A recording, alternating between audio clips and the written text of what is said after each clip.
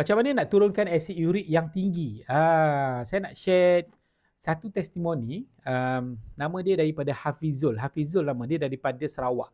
So dapatkan produk ni dan dia dapatkan dua benda. Pertama dia dapatkan B-complex, kedua dia dapatkan alfalfa. So apa yang berlaku, dia adalah seorang cikgu tapi dia ada masalah asid urik yang tinggi. So jadi kadang-kadang kena gout. Jadi MC lah. So bila kontak saya bagi pertama B-complex. B-complex dibantu untuk bakar asid urik yang berlebihan.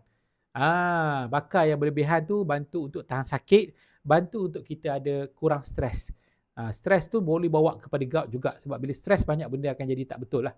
Okay, yang kedua ialah saya bagi alfalfa. Alfalfa ni fungsi dia sejenis herba. Jangan takut, dia sejenis herba, baik untuk lelaki, perempuan. Dia bantu untuk turunkan tahap asid. Dia bantu untuk kurangkan tahap asid. Sifat dia adalah untuk alkali. Tapi dia tak tukarlah jadi alkali kan. Sifat dia menurunkan asid. Dan dalam masa yang sama, dia akan bantu untuk pecahkan kristal gout. Pecahkan sedikit-sedikit. Gout, tofai dia bantu untuk pecahkan sedikit demi sedikit. So kalau amalkan secara konsisten lah. Selepas 3 minggu, Cik Hafizul ni kontak saya, dia bagi tahu ditunjuk bacaan ni dah turun 100. Kepenurunan tu 100.